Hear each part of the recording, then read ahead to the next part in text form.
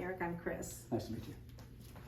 Ready? Anytime. Okay, so this station is on pressure injury prevention and staging of pressure injuries. So first I want to say that we know now that pressure isn't the only thing that causes issues, that friction, shear, and moisture all impact how quickly the skin breaks down with pressure. So we need to look at all four of those.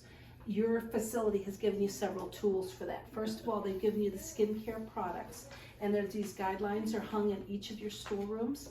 I want you to focus on, first of all, that every patient needs to be moisturized after a bath, because we're finding that drier skin is as bad as wet skin. But also look at your barriers. You have two barriers available to you. You have a blue barrier that is a hydrating barrier that's to be used on intact skin.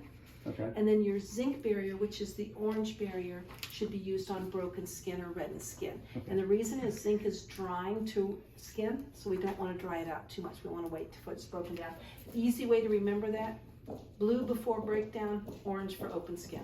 Okay, so there's your skincare products. You also have boots for your patients if they need them. And you want to be sure that you're putting them on right. The easiest way I find is to take all of the straps and kind of stick them to the boot to keep them out of your way. But these boots should be inside out to be put on correctly. So you want to flip it inside out. You put the patient's leg here with the heel where the hole is. And then you basically just flip it around. Don't try to cram the foot down in there. Do it this way.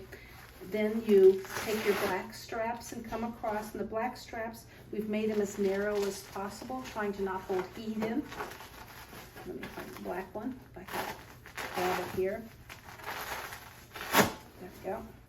And then the last step is to take the colored ones. These are to prevent foot drop. They're going to pull that up into a 90 degree, and you're going to go blue to blue, green to green.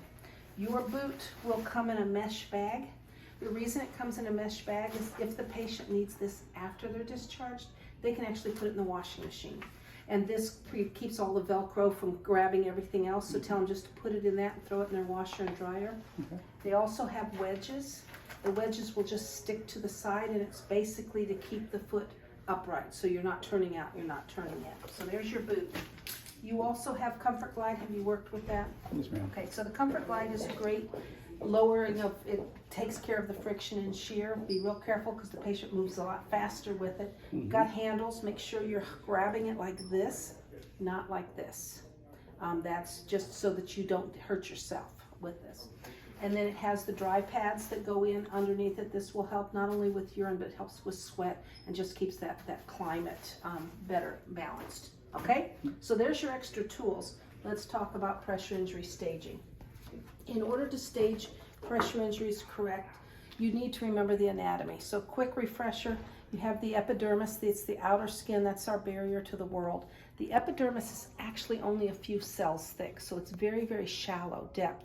The dermis is just below it, not much thicker.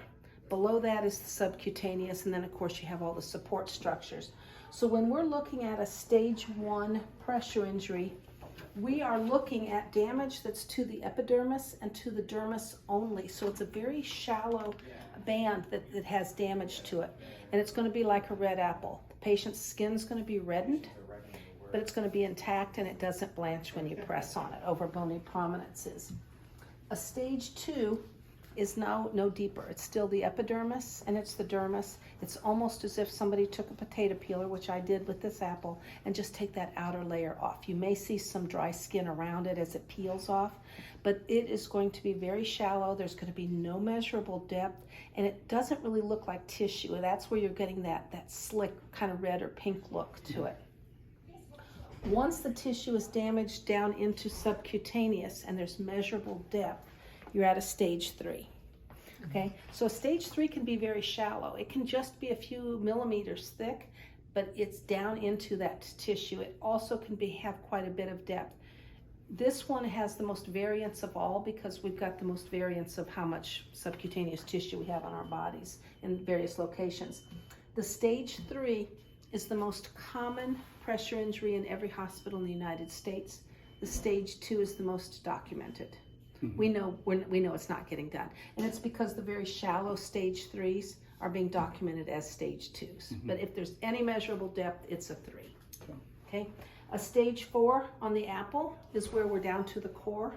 On a human, this is where you're down to bone, but it also can be down to, think of cartilage on the nose or the ear, fascia, muscle, tendon, ligament. If you have any substructure that's either visible or that you can feel, then it is a stage 4. So if you have a wound and it has a tunnel or something and you put a Q-tip or a finger down in that area and you can feel bone, even if you can't see it, it's a stage 4, okay? The unstageable on my apple is caramel. On a human, this is going to be the slough or the eschar. Slough and eschar are basically made of non-viable subcutaneous tissue. So by that definition, we know that this has to be a stage 3 or 4 because the stage 2s and less don't involve subcutaneous, okay? So any amount at all, you want to call it an unstageable, even if it's just a tiny bit, because that might be where the tunnel that goes down to that Right. stage 4 is. Stage 3s and 4s, and because 3s and 4s, also the unstageable, are all reportable to state. Okay. These are also the ones that if they occur in the hospital becomes financially responsible. So there is no reimbursement to the hospital for any costs of care for a hospital-acquired stage pressure injury. The average stage 3 in the United States, according to a lot of research, is about $80,000 to heal. If you get into a stage 4, think of the surgeries, think of the osteomyelitis and all the treatments, things. The average stage 4 is getting closer to $250,000. So we know these impact patients. We know they impact patients' families. What I'm telling you is this also impacts you because the responsibility doesn't end when the patient leaves. This is tracked through insurance and charged back to the hospital. So the hospital currently may not be able to hire more staff or may not be able to get specific equipment because they're paying for some of these from past years. So it impacts all of us, not just the patient. I mean, obviously the patient the most, but I'm just saying we all need to be really, really careful with these. DTIs came about, this was a new stage that was introduced just like 20 or 25 years ago when they stopped paying for the hospital acquired. And it's because hospitals fought back and they said, we have patients that come in and they've got that real dark maroon purpley look over a bony prominence. We know there's something going on, but we can't describe it as a pressure injury yet because it's not a stage 1, but it's not open. But we're getting dinged for it now. We're financially responsible and statistically, and that's when they came up with the concept of the DTI. And what a DTI is a pressure injury is actually compression damage. You've got the bone on the inside, you've got something on the outside. Where they compress together, they actually press down enough that they cut off blood circulation, so you have tissue death. Obviously, that's easier when you have thinner amounts of tissue, which is why the bony prominences come into play, less Right. tissue there. So what a DTI is when those two forces come together, it's the damage on this side working its way out, where these are the damage on this side working their way in. So these are wounds, just like the rest of them are wounds. They need to be offloaded, they need to be protected.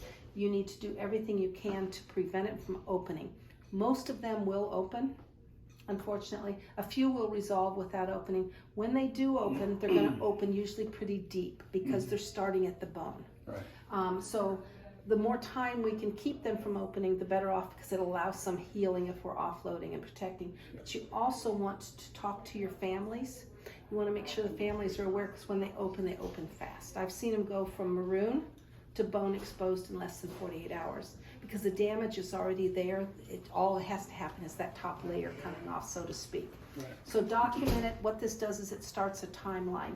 If they have a DTI on admission, then when that opens up, even if it's a week or two later, it no longer is hospital acquired. Eventually it'll get tracked back in the paperwork and it'll be a community acquired because that DTI was present on admission. Right. Okay, so mucosal membrane pressure injuries, these are the pressure injuries that you'll see usually on the corner of the mouth or the lip, sometimes on the tongue, or the inside of the mouth, on the nose, NG tubes, ET tubes, things like that. You see a lot of them coming out of the units. Also the end of the penis where the Foley catheter tubing gets kind of kinked back and pressed up against it. The main difference with a mucosal membrane is they do not have the same tissue layers as regular tissue, so these are not staged. When you see one of these, you're going to document it as a mucosal membrane pressure injury and the location. Okay, no staging. Device related is exactly what it sounds like. It's caused by something we put on or next to the patient.